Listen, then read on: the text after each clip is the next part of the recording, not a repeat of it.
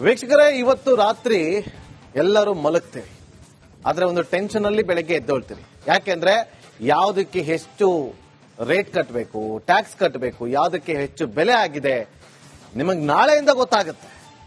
ಯಾಕೆಂದ್ರೆ ಬೆಳಗ್ಗೆ ಹಾಲು ಖರೀದಿ ಮಾಡುವಂಗಿಲ್ಲ, ರಾತ್ರಿ ಹೊತ್ತು ಲೈಟ್ ಅನ್ನ ಹಚ್ಚುವಂತಿಲ್ಲ. ಕಾರಣ ಎಲ್ಲವೂ ಗಗನಕ್ಕೇರಿದೆ. ಬಿಲ್ಲು, ಟ್ಯಾಕ್ಸು ಎಲ್ಲ. ನೀವು ಕಸ ತಗೊಂಡು ಹಾಕ್ತಿರಲ್ಲ, ಕಸ ಅದಕ್ಕೂ ಸುಂಕ ಕಟ್ಟಬೇಕಿನ್ ಮುಂದೆ. ನಾಳೆಯಿಂದ ಕಸವನ್ನು ಕೂಡ ಎಸೆಯುವಂತಿಲ್ಲ, ಬಸ್ ಕೂಡ ಹತ್ತುವಂತಿಲ್ಲ. ಹಾಲು, ನೀರು, ಕರೆಂಟ್, ಟೋಲ್, ಕಸ ಎಲ್ಲದರ ಮೇಲೂ ಕೂಡ ಸೆಸ್. ಬ್ಯಾಂಕ್ನಿಂದ ಕಾಸು ಬಿಡಿಸ್ಕೊಂಡ್ರು ಟ್ಯಾಕ್ಸ್ ಕಟ್ಟಬೇಕು, ಬ್ಯಾಂಕ್ ಹೋಗಿ ಎಕ್ಸ್ಟ್ರಾ ದುಡ್ಡು ಕಟ್ಟಿದ್ರು ಟ್ಯಾಕ್ಸ್ ಕಟ್ಟಬೇಕು. ಬದುಕು ಲಾಸ್. ಬಡವರ ಮೇಲೆ ಬ್ರಹ್ಮಾಸ್ತ್ರ ಪ್ರಯೋಗ ಮಾಡ್ತಾ ಇದ್ಯಾ? ಸಾಕು. ಈಗ ಜನರಿಗೆ ಬುದ್ಧಿ ಬಂದಂತೆ ಕಾಣ್ತಾ ಇದೆ. ಜನರಿಗೆ ಬುದ್ಧಿ ಬಂದಿರಬೇಕು. ಯಾವ ಕಾರಣಕ್ಕೆ ಅಂತ ನನ್ನ ನೇರವಾಗಿ ಹೇಳೋದಕ್ಕೆ ಬೇಡ.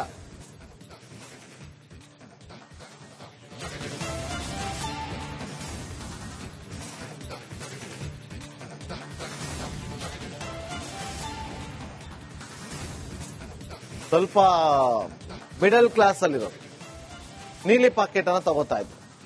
ಅವ್ರೀಗ 1 ಲೀಟರ್ 48 ರೂಪಾಯಿ ಕಟ್ಟಬೇಕು. ಆರೆಂಜ್ ಪ್ಯಾಕೆಟ್ ತಗೊಂತಾ ಇದ್ದರು 58 ರೂಪಾಯಿ ಕೊಡಬೇಕು. ಸಮೃದ್ಧಿ ಪ್ಯಾಕೆಟ್ 60 ರೂಪಾಯಿ. ನೋಡಿ ಯಾವ ರೀತಿಯಾಗಿ ಗಗನಕ್ಕೆ ಹೋಗಿದೆ ಅಂತೇಳಿ ದರ. ಇದು ಹಾಲಿನ ದರ. ನಾಳೆಯಿಂದ ಇನ್ನು ಕಸ ಹಾಕ್ತಿರಲ್ಲ, ಅದಕ್ಕೂ ದುಡ್ಡು. ಗಾಡಿ, ಹೊಸ ಗಾಡಿಗಳು ತಗೋಬೇಕು, ಅದಕ್ಕೂ ದುಡ್ಡು, ಅದಕ್ಕೂ ಎಕ್ಸ್ಟ್ರಾ ದುಡ್ಡು. ಎಲ್ಲದಕ್ಕೂ ದುಡ್ಡು ದುಡ್ಡು ದುಡ್ಡು ದುಡ್ಡು. ಎಲ್ಲೋಗುತ್ತೆ ದುಡ್ಡು? ನೀವು ಕಟ್ಟಬೇಕಾಗಿರೋದು ದುಡ್ಡು, ಟ್ಯಾಕ್ಸು, ಸುಂಕ ಕಟ್ಟಲೇಬೇಕು. ಇದು ಫಿಕ್ಸ್. ಈಗ ಜನರು ಬುದ್ಧಿ ಕಲಿತಿದ್ದಾರೆ. ಈಗ ಕಲ್ತ್ರೆ ಏನು ಪ್ರಯೋಜನ ಇಲ್ಲ. ಎಲ್ಲವೂ ಫ್ರೀ ಫ್ರೀ ಫ್ರೀ ಫ್ರೀ ಅಂತ ಹೇಳಿದ್ರಲ್ಲ, ಆಗಲೇ ಎಷ್ಟೋ ಜನ ಹೇಳಿದ್ರು ಎಲ್ಲವನ್ನು ಫ್ರೀ ಕೊಟ್ರೆ ದುನಿಯಾ ದುಬಾರಿ ಆಗುತ್ತೆ, ಅರ್ಥ ಮಾಡ್ಕೊಳ್ಳಿ ಜನರೇ ಅಂತೇಳಿ ಬಿಜೆಪಿ ನಾಯಕರು ಕೂಗಿ ಕೂಗಿ ಹೇಳ್ತಾ ಇದ್ರು. ಆಗ ಯಾರಿಗೂ ಅರ್ಥ ಆಗ್ಲಿಲ್ಲ. ಆಗತ್ತ ಬಿಜೆಪಿಯವ್ರಿಗೆ ಹಾಕಿ ಅಂತ ಹೇಳ್ತಾರಲ್ಲ. ಈಗ ಆಗೋಗಿದೆ. ಎಲ್ಲರಿಗೂ ಫ್ರೀ ಫ್ರೀ ಕೊಟ್ಟು ಈಗ ಆ ಫ್ರೀಗೆ ದುಡ್ಡು ನಾವೇ ಕಟ್ಟಬೇಕು. ಯಾರು ಓಟ್ ಹಾಕಿದ್ರಲ್ಲ, ಓಟ್ ಹಾಕೋರೆ ಈಗ ಕೊಡಿ. ಯಾರೆಲ್ಲ ಗೆಲ್ಸಿದ್ರಲ್ಲ ಅವರೇ ಈಗ ಎಲ್ಲವನ್ನು ಕೂಡ ಕಟ್ಟಿ. ಇನ್ನೊಂದು ಕಡೆ ಹೊಸ ವಾಹನ ಖರೀದಿ ಮಾಡೋರ್ಗೂ ಕೂಡ ಶಾಕ್ ಗ್ಯಾರಂಟಿ. ವಾಹನಗಳ ದರ ಹೆಚ್ಚಳಕ್ಕೆ ಕಂಪನಿಗಳು ತೀರ್ಮಾನ ಮಾಡಿರೋದು ಕೂಡ ಗ್ಯಾರಂಟಿನೇ. ನಾಳೆಯಿಂದ ಹೊಸ ವಾಹನಗಳ ದರ ಹೆಚ್ಚಳ ಆಗ್ತಾ ಇರೋದು ಗ್ಯಾರಂಟಿ. ಹೊಸ ವಾಹನದ ಮೇಲೆ 3% ಶೇಕಡ 4% ದರ ಏರಿಕೆ ಆಗ್ತಾ ಇದೆ. ಹೊಸ ಕಾರು, ಆಟೋ, ಬೈಕು, ಸೈಕಲ್ ಹಾಕೋ ಬಿಟ್ಬಿಡಿದ್ರೆ ಅದ್ರ ಮೇಲೆ ಕೂಡ ಇನ್ನೂ ಕಣ್ಣು ಬಿದ್ದಿಲ್ಲ ಅಂತ ಕಾಣುತ್ತೆ. ಇವತ್ತು ಒಂದು ಹೊಸ ಸೈಕಲ್ ತಗೋಬೇಕು ಅಂದ್ರೆ 17,000, 20,000, 12,000, 6,000, 8,000 ಅಂತ. ನಾವೆಲ್ಲ ಚಿಕ್ಕವರಾಗಿದ್ದಾಗ 500 ರೂಪಾಯಿ 600 ರೂಪಾಯಿಗೆ ಒಂದು ಹೊಸ ಸೈಕಲ್ ಸಿಗ್ತಾ ಇತ್ತು ನಮ್ಗೆ. ನೋಡಿ, ಕಸ ಹಾಕೋದಕ್ಕೂ ಸುಂಕ ಕಟ್ಟಬೇಕು. ಹೊಸ ಕಾರ್ ತಗೊಳ್ಬೇಕಾದ್ರೂ ಹೊಸದಾಗಿ ದುಡ್ಡು ಜಾಸ್ತಿ ಕಟ್ಟಬೇಕು. ದುಬಾರಿ ದುನಿಯಾ ದರ್ಶನ ಮಾಡ್ತಿರೋರೆ ನಾಳೆಯಿಂದ ಇನ್ನು ಚೆನ್ನಾಗಿ ಮಾಡ್ತೀರಾ. ಕರೆಂಟ್ ಬಿಲ್ ಇವತ್ತು ಎಷ್ಟು ಕಟ್ತಾ ಇದ್ದೀರಿ? ನಾಳೆಯಿಂದ ರೆಡಿಯಾಗಿ. ನೀರಿನ ಬಿಲ್ ಎಷ್ಟು ಕಟ್ತಾ ಇದ್ದೀರಿ? ನಾಳೆಯಿಂದ ಹೊಸ ಬಿಲ್ ಕಟ್ಟೋದಕ್ಕೆ ರೆಡಿಯಾಗಿ. ಬಸ್ಸಲ್ಲಿ ಟ್ರಾವೆಲ್ ಮಾಡಬೇಕು ಅನ್ಕೊಂಡಿದ್ರಾ? ಅದಕ್ಕೂ ರೆಡಿ ಆಗಿದ್ದೀರಾ ಆಲ್ರೆಡಿ, ಗೊತ್ತಿದೆ. ಮೆಟ್ರೋ ರೇಟ್ ಜಾಸ್ತಿ ಆಗಿದೆ, ಆ ಕಡೆ ಬಸ್ ರೇಟ್ ಕೂಡ ಜಾಸ್ತಿ. ನೋಡಿ, ಇಲ್ಲಿ ಹಾಲಿನ ರೇಟ್ ಜಾಸ್ತಿ ಆಗೋದ್ರಿಂದ ಬೆಳಗ್ಗೆ ಹೊತ್ತೆದ್ದು ಎಲ್ಲರೂ ಹೋಗಿ ಟೀ ಅಂಗಡಿನ ಕೂತ್ಕೋತಿರಲ್ಲ, ಕಾಫಿ ಅಂಗಡಿನ ಕೂತ್ಕೋತಿರಲ್ಲ, ಅದು ಕೂಡ ಜಾಸ್ತಿ ಆಗತ್ತೆ ಆಟೋಮೆಟಿಕ್ ಆಗಿ. ಅಲ್ಲೂ ಕೂಡ ರೇಟ್ ಜಾಸ್ತಿ ಆಗತ್ತೆ.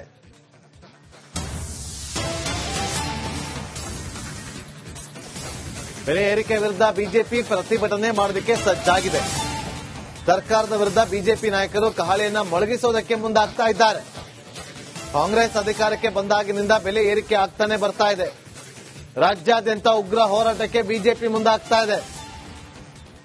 ಏಪ್ರಿಲ್ 2ರಂದು ಬೆಂಗಳೂರಿನ ಫ್ರೀಡಂ ಪಾರ್ಕ್ನಲ್ಲಿ ಬಿಜೆಪಿ ಹೋರಾಟವನ್ನ ಮಾಡೋದಕ್ಕೆ ಮುಂದಾಗ್ತಾ ಇದೆ. ಏಪ್ರಿಲ್ 5ರಿಂದ ರಾಜ್ಯ ಸರ್ಕಾರದ ವಿರುದ್ಧ ಸರಣಿ ಹೋರಾಟವನ್ನ ಮಾಡೋದಕ್ಕೆ ಬಿಜೆಪಿ ಮುಂದಾಗ್ತಾ ಇದೆ. ಏನ್ ಮಾತಾಡಿದ್ದಾರೆ ಕೇಳ್ಕೊಂಬನ್ನಿ. ಈ ನಿಟ್ಟಿನಲ್ಲಿ ಇವತ್ತು ಭಾರತೀಯ ಜನತಾ ಪಾರ್ಟಿ ಒಂದು ವಿರೋಧ ಪಕ್ಷವಾಗಿ ಈ ರೀತಿ ಒಂದು ರಾಜ್ಯ ಸರ್ಕಾರ ನಿರ್ದಾಕ್ಷಿಣ್ಯವಾಗಿ ಬಡವರಿಗೆ ಬರೆ ಎಳಿತಕ್ಕಂಥ ಕೆಲಸ ಮಾಡ್ತಾ ಇದ್ದಾರೆ. ಇದರ ವಿರುದ್ಧ ಹೋರಾಟ ಮಾಡಬೇಕು, ಪ್ರತಿಭಟನೆ ಮಾಡಬೇಕು. ಈ ರಾಜ್ಯ ಸರ್ಕಾರ ತೆಗೆದುಕೊಂಡಿರ್ತಕ್ಕಂಥ ಈ ನಿರ್ಧಾರದಿಂದ ಹಿಂದೆ ಸರಿತಕ್ಕಂಥ ಕೆಲಸವನ್ನ ನಾವು ಮಾಡಬೇಕು, ಹೋರಾಟದ ಮುಖೇನ ಅಂತ ಹೇಳಿ ನಾಡಿದ್ದು 2ನೇ ತಾರೀಕು ಏಪ್ರಿಲ್ 2ನೇ ತಾರೀಕು ಬೆಂಗಳೂರಿನ ಫ್ರೀಡಂ ಪಾರ್ಕ್ ನಲ್ಲಿ ಬೆಳಗ್ಗೆ 11 ಗಂಟೆಗೆ ನಮ್ಮ ಅಹೋರಾತ್ರಿ ಧರಣಿ ಪ್ರಾರಂಭ ಆಗ್ತದೆ. ಶೋಭಾ ಕರಂದ್ಲಾಜೆ ಅವ್ರ ಜೊತೆಲೂ ಕೂಡ ಚರ್ಚೆ ಮಾಡಿದ್ದೇನೆ. ಏಪ್ರಿಲ್ 7ನೇ ತಾರೀಕಿಂದ ಪ್ರಾರಂಭ ಆಗ್ತಕ್ಕಂಥ ನಮ್ಮ ಈ ಹೋರಾಟ 4 ಹಂತದಲ್ಲಿ ಹೋರಾಟವನ್ನು ನಾವು ಆಯೋಜನೆ ಮಾಡಿದ್ದೇವೆ. ಜನಾಕ್ರೋಶ ಯಾತ್ರೆ ಏಪ್ರಿಲ್ 7ನೇ ತಾರೀಕು ಚಾಲನೆ ನೀಡ್ತಾ ಇದ್ದೇವೆ. 4 ಹಂತದಲ್ಲಿ ಹೋರಾಟ ನಡೀತದೆ. ಮೊದಲ ಹಂತದಲ್ಲಿ 7ನೇ ತಾರೀಕು ಮೈಸೂರು ಚಾಮರಾಜನಗರ ಜಿಲ್ಲೆಗಳನ್ನ, ಏಪ್ರಿಲ್ 7ನೇ ತಾರೀಕು ಮೈಸೂರು ಮತ್ತು ಚಾಮರಾಜನಗರ ಜಿಲ್ಲೆ ಶೋಭಾ ಕರಂದ್ಲಾಜೆ. ಮತ್ತಷ್ಟು ಮಾಹಿತಿಯನ್ನು ಕೊಡೋದಕ್ಕೆ ನಮ್ಮ ಪ್ರತಿನಿಧಿ ದೀಪ್ತಿ ತೋಳ್ಪಾಡಿ ಈಗ ನೇರ ಸಂಪರ್ಕದಲ್ಲಿ ಜಾಯ್ನ್ ಆಗಿದ್ದಾರೆ. ದೀಪ್ತಿ, ನಾಳೆಯಿಂದ ಲೈಫ್ ಹೇಗಿರುತ್ತೆ?